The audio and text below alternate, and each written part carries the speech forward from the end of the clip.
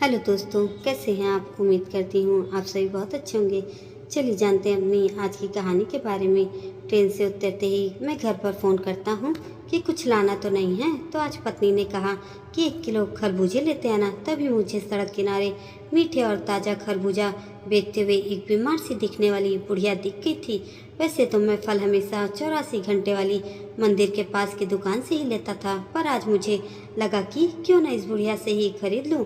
मैंने बुढ़िया से पूछा, माई खरबूजा कैसे दिए। तब बुढ़िया बोली, बाबूजी 40 रुपए किलो हैं। मैं बोला, माई 30 रुपए ही दूंगा। तब बुढ़िया ने कहा, 35 रुपए दे देना बेटा, 2 पैसे मैं भी कमा लूंगी। मैं उससे बोला, 30 लेने हैं तो बोलो।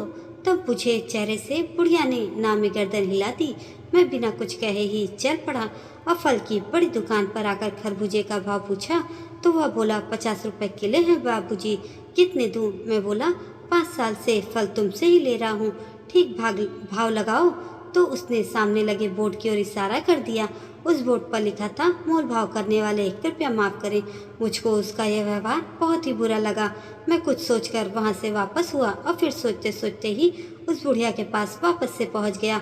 उस बुढ़िया ने मुझे पहचान लिया और बोली, बाबूजी खरबूजा दे दूं, पर भाव 35 रुपए से कम नहीं लगाऊंगी। मैंने मुस्कुराकर कहा, माई 1 नहीं 2 किलो दे दो और भाव की चिंता मत करो। बुढ़िया का चेहरा खुशी से दमकने लगा। मुझे खरबूजा देते हुए बोली, बाबूजी मेरे पास थैली नहीं है। मैंने उससे कहा, कोई बात नहीं माई।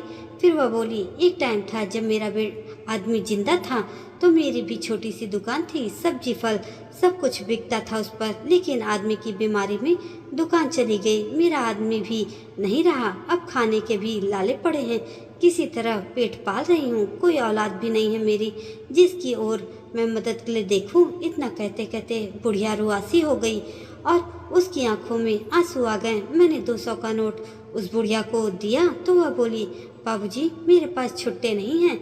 मैंने कहा, माई चिंता मत करो, रख लो, अब मैं तुमसे ही फल खरीदूंगा और कल मैं तुम्हें 1000 रुपये भी दूंगा। धीरे धीरे चुका देना और परसों से बेचने के लिए मंडी से दूसरे फल भी ले आना।